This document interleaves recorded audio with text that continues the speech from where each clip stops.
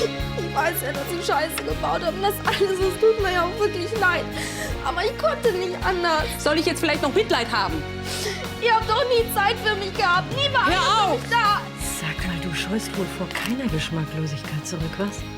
Jetzt wirfst du auch noch deine Kinder der Sensationspresse zum Fraß vor. Meine Güte, Charlie, ich muss wissen, was mit Julia ist. Vielleicht braucht Kathi nur jemanden zum Reden. Ach, und dieser jemand bist ausgerechnet du. Vielleicht. Du verschwendest nur deine Zeit. Kathi ist nicht zu helfen. Mensch, Markus, guck mal da unten. Das kann fast Friedenau sein. Ah, ich bin echt froh, dass...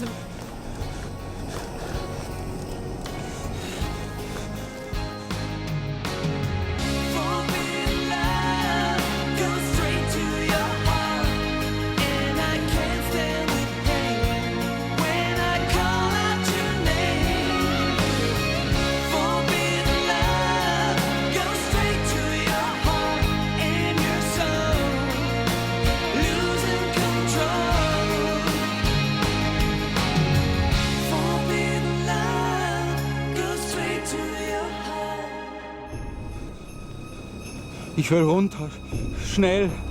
Also, wenn du jetzt ohnmächtig wärst und auf Mund-zu-Mund-Beatmung spekulierst, vergiss es. Bitte, Gero, ich will runter. Mir geht's beschissen. Ich weiß nicht.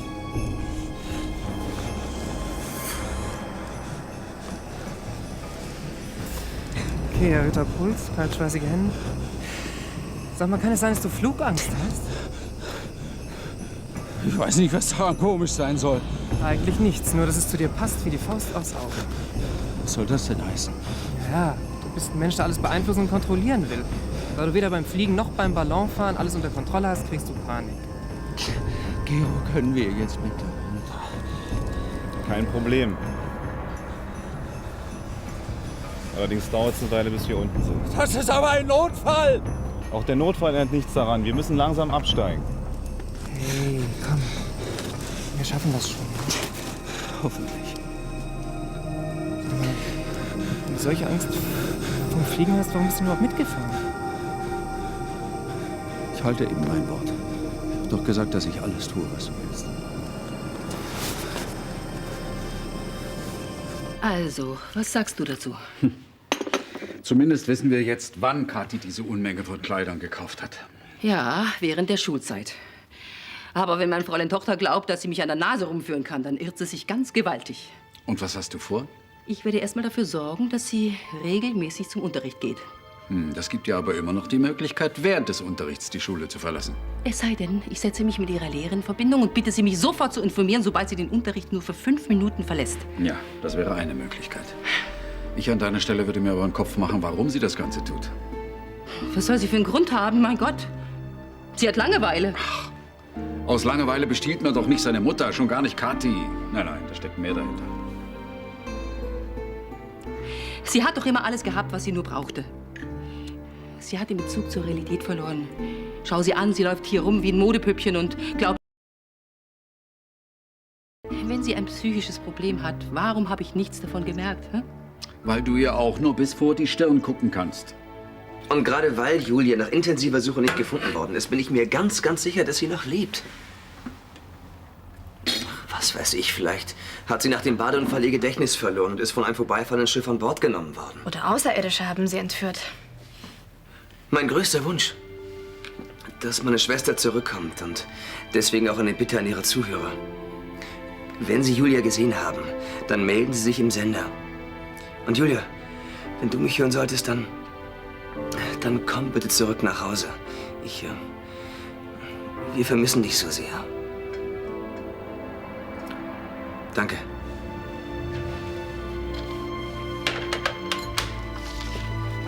Und? Wollen Sie das wirklich senden? In einer knappen Stunde, haben die gesagt. Nur weil deine Suchaktion nach Henning ein Misserfolg war, heißt das noch lange nicht, dass ich kein Glück habe. Okay, aber... Es braucht nur ein Hörer, sie gesehen zu haben auf dieser Insel und dann... Ja, aber Jan, ich möchte doch nur, dass du in Erwägung ziehst, dass es vielleicht nicht zu sehen gab. Dass Julia... Julia lebt. Ich weiß es.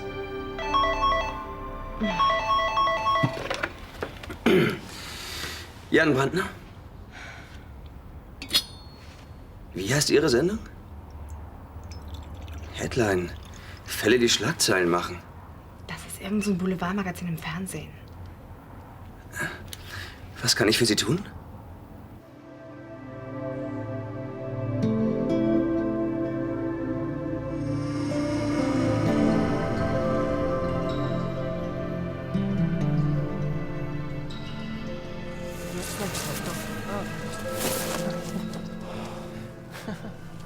Geht's wieder?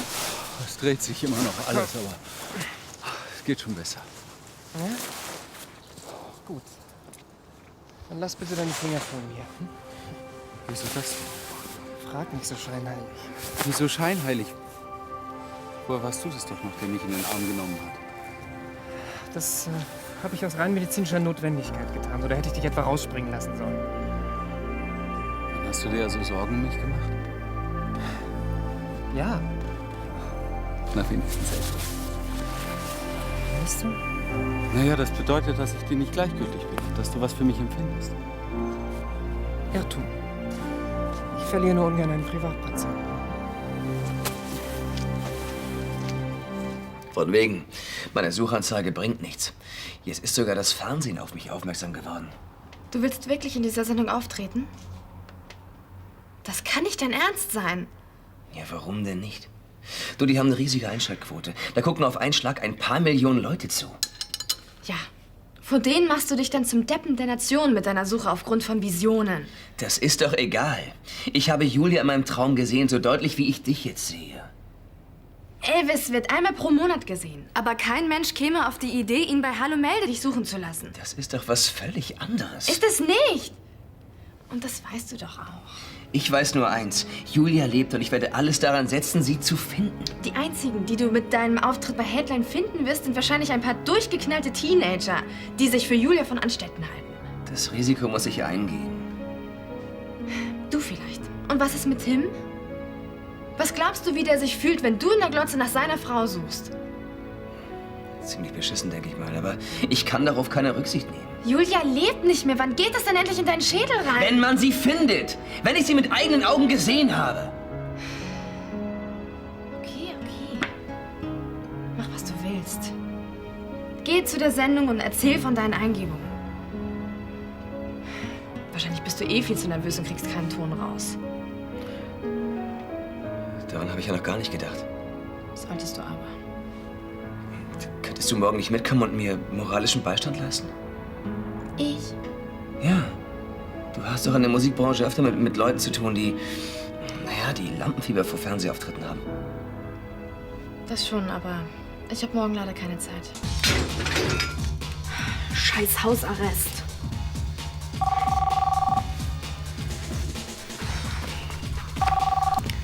Hallo? Ich bin's, Jackie. Hi! Was gibt's denn? Ich wollte nur mal fragen, wie es so gelaufen ist. Mit deiner Mutter und so. Naja, nachdem sie mich auch noch dabei erwischt hat, wie ich den Rest der Klamotten verstecken wollte.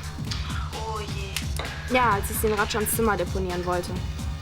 Schöne Scheiße. Das kannst du laut sagen. Bei dem anschließenden Verhör musste ich ihr nämlich auch noch gestehen, dass ich ihre Kreditkarte mehrmals benutzt habe. Aber Gott sei Dank weiß sie nichts von dem Dispo-Kredit. Ja, das kann sie aber auch noch rauskriegen. Also ich würde ihr bestimmt nichts sagen. Ja, ich auch nicht. Aber was ist, wenn die Bankleute nicht dicht halten? Müssen sie aber. Die sind doch bestimmt an so ein Bankgeheimnis gebunden. Ja, wenn das so ist. Jedenfalls hat Barbara einen Riesenaufstand gemacht. Und das wegen der paar Kröten. Naja, also so billig waren die Klamotten nun auch wieder nicht. Na und? Wenn Barbara ihre Geschäftsfreunde zum Essen einlädt, gibt sie mehr aus als ich in einer Woche beim Shoppen. Also so gesehen hat sie gar keinen Grund, mich hier einzusperren. Einsperren? Ja, sie hat mir Hausarrest aufgebrummt. Wie lange denn? Keine Ahnung. Och Mann, und ich wollte dich gerade fragen, ob du morgen nach der Schule noch mit ins No Limits kommst. Keine Chance. Christophs Fahrer bringt mich zur Schule und holt mich danach auch gleich wieder ab. Na, dann gehen wir eben während des Unterrichts. Besser nicht. Ich habe in der letzten Zeit so oft blau gemacht, dass bei der nächsten Fehlstunde meine Klassenlehrerin unter Garantie Barbara informieren wird. Tja, wenn das so ist, dann melde ich mich noch mal in ein paar Tagen, okay? Warum kommst du nicht einfach vorbei? Barbara hat nämlich nicht gesagt, dass ich keinen Besuch empfangen darf. Ach, ich weiß nicht. Friedenau ist so weit ab vom Schuss. Ja, verstehe. Also, mach's gut. Ich melde mich dann, okay? Ciao. Na, du auch. Mist. Also diese Fernsehsendung ist doch das Beste, was uns passieren konnte. Ja, das sehe ich ganz genauso. Und? Hast du schon Lampenfieber? Ich meine, das ist immerhin live. Also, ich bewundere dich. Ich glaube, ich würde kein einziges Wort vor lauter Aufregung rausbringen. Ein bisschen mulmig ist mir schon. Deswegen habe ich auch Sophie gefragt, ob sie nicht mitkommen möchte. Aber sie kann nicht. Ach, das schaffst du doch auch alleine.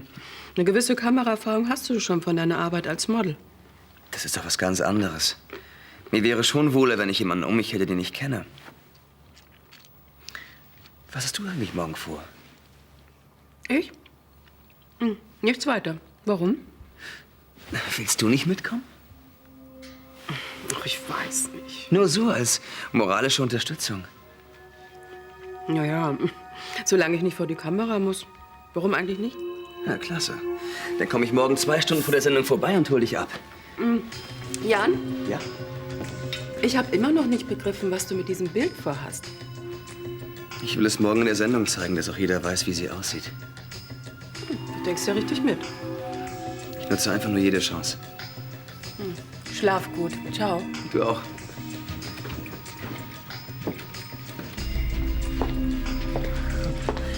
Ganz schön clever. Fast wäre ich drauf reingefallen. Ich weiß nicht, wovon du redest. Seit wann würdest du vor einer Kamera kein Wort rausbringen? Du bist doch die Erste, die sich gekonnt in Szene setzt, wenn irgendwo ein Objektiv in Sicht ist. Manchmal muss man für eine Flasche eben ein bisschen in den Hintergrund treten. Oh, du hast aber eine hohe Meinung von deinem Sohn. Ach, was du wieder denkst.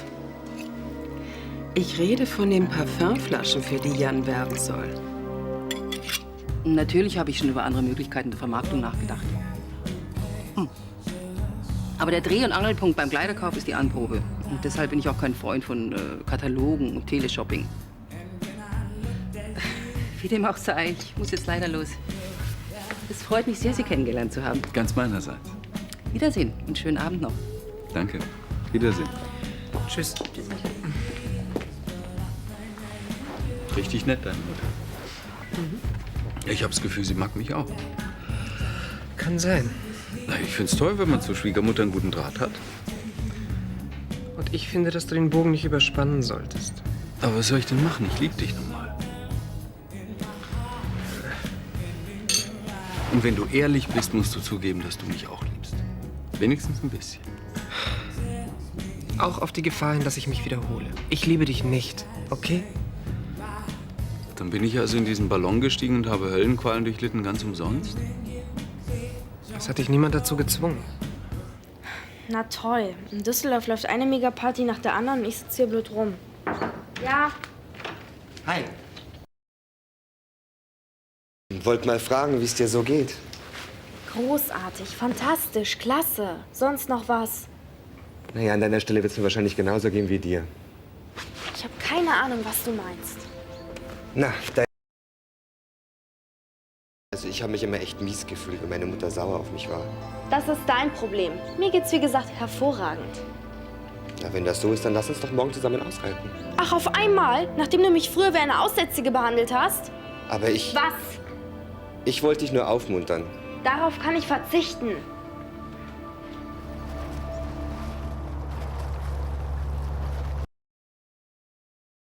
Nachtdienst wie ein Stein ins Bett fallen. Aber ich kann einfach nicht schlafen, weil ich ständig an Markus denken muss. Kein Wunder. Er tut dir nun auch wirklich alles, um dir im Gedächtnis zu bleiben. Ja. Und je mehr er tut, desto weniger Zeit habe ich zum Nachdenken. Ob ich ihn vielleicht doch... Ach, was weiß ich.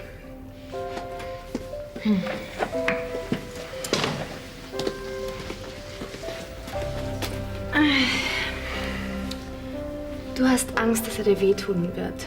Stimmt's? Psychologie, erstes Semester.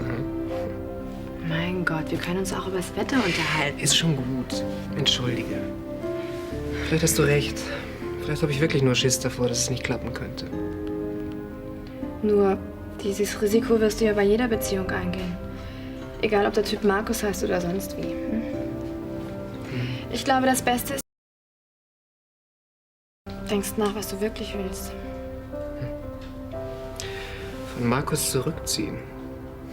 Fragt sich nur, wie stelle ich das an? Ich weiß wirklich nicht, was ich noch machen soll. Du, soviel ich weiß, bieten die Russen einen Wochenendtrip. Ich hab doch Schiss vom Fliegen, das geht nicht. Dann verstehe ich aber nicht, wie du in den Ballon steigen konntest. Gero hat sich so gewünscht. Ich wollte ihn nicht enttäuschen. Ich glaube, du wolltest ihm nur nicht sagen, dass du auch sowas wie einen Schwachpunkt hast.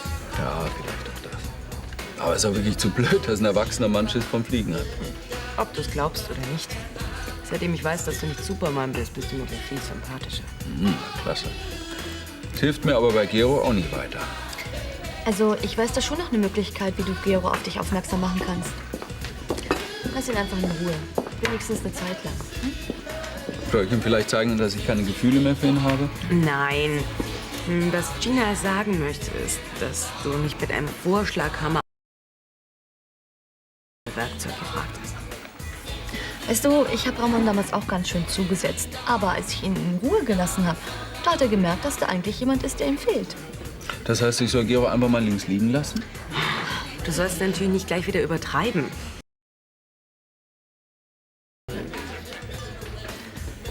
Du musst den Mittelweg finden.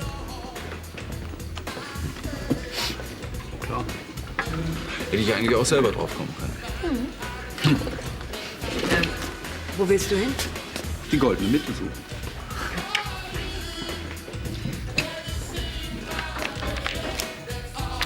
Raten Sie ihn zum Mittelweg. Haben wir getan?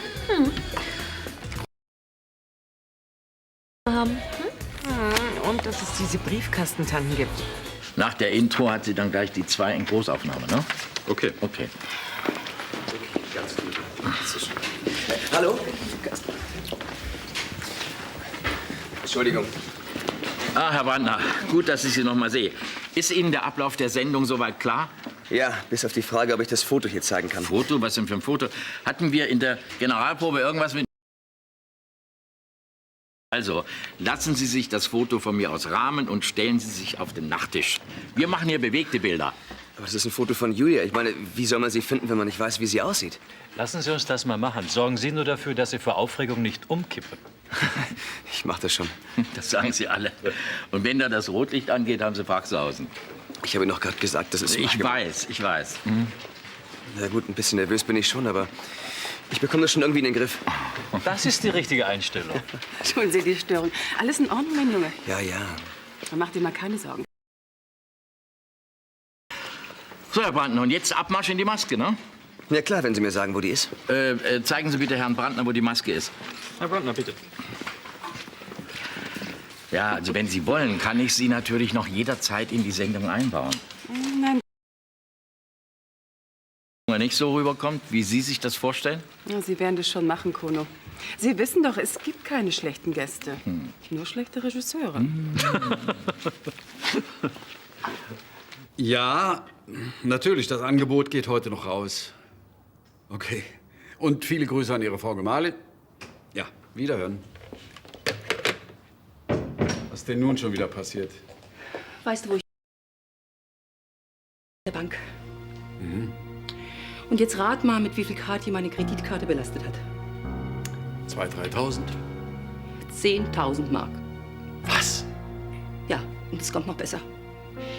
Sie hat meine Unterschrift auf einem Kreditantrag gefälscht und dadurch wurde ein Dispo über 5.000 Mark eingeräumt. Den sie natürlich voll ausgenutzt hat. Ja. Bin ja gespannt, wie... 10.000 Mark für Klamotten. Das habe ich mein Leben noch nie gemacht, obwohl ich es mir hätte leisten können. Was mache ich nur mit diesem Kind?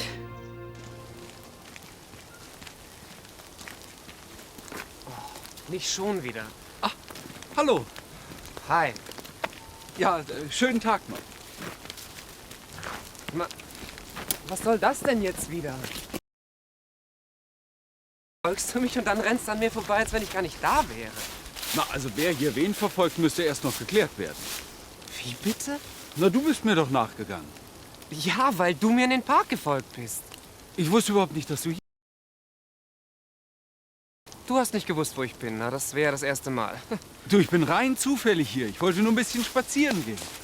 Ach, du gehst also rein zufällig in der Nähe des Krankenhauses spazieren? Ja. Ist das verboten?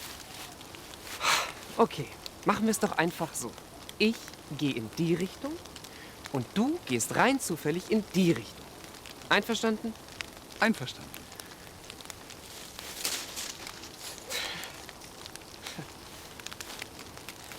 Wir haben da was vorbereitet, wenn Sie sich mal ansehen würden. Ja.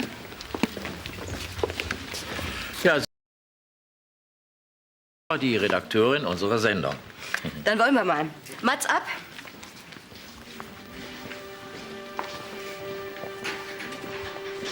Wo haben Sie das denn her? Aus unserem Archiv. Die Aufnahmen sind wohl auf einer Ihrer Modenschauen entstanden. Stimmt. Jetzt erinnere ich mich. Wir würden die Aufnahme gerne in unserer Sendung einblenden, wenn Sie nichts dagegen haben. Nein, natürlich. So, von mir aus kann's losgehen. Dann mal viel Glück, mein Junge. Jetzt bleib doch mal stehen, Kathi. Was ist denn? Ich will dir was sagen. Ja, dann mach voran. Ich habe nicht den ganzen Tag Zeit. Also, die 500 Mark, die ich dir geliehen habe, Gebe ich dir zurück, sobald ich kann. die kannst du behalten. Was? Ja, hast richtig gehört. Ich schenke sie dir. Und falls du irgendwelche Probleme hast, Kathi, auf mich kannst du immer zählen. Lass mich. Ich will dir bloß helfen. Helfen, dass ich nicht lache. Du schwänzelst doch nur um mich herum, weil du bei Tanja nicht landen kannst. Nein. Aber wenn du glaubst, dass ich mich von den paar hundert Mark beeindrucken lasse, dann hast du dich geschnitten. Noch 10 Sekunden bis zur Sendung.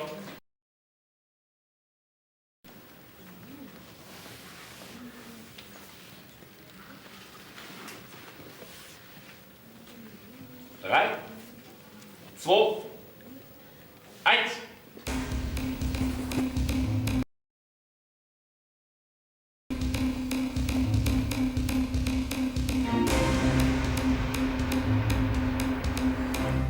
Guten Tag, meine Damen und Herren, mein Name ist Max Schautzer. Sie sehen Headline und das ist unser heutiges Top-Thema. Julia Sander, besser bekannt als Julia von Anstetten, hatte alles, was sich eine junge Frau nur wünschen kann. Doch plötzlich ist sie nicht mehr da. Während eines Urlaubs auf der Ferieninsel Lanzarote spurlos verschwunden. Wo ist Julia von Anstetten? Diese Frage beschäftigt uns alle. Besonders aber einen Menschen, ihren Zwillingsbruder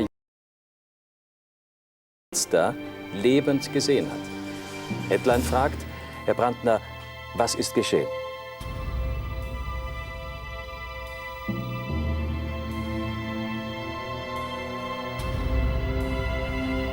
Herr Brandner,